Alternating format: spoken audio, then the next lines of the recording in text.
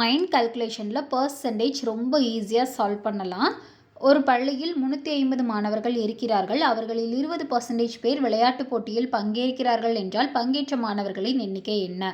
டோட்டலாக 350 ஸ்டூடெண்ட்ஸ் இருக்காங்க. இதில் 20% ஸ்டூடெண்ட்ஸ் மட்டும்தான் விளையாட போகிறாங்க. அந்த விளையாட போன மாணவர்களோட எண்ணிக்கை எவ்வளோன்னு கேட்குறாங்க.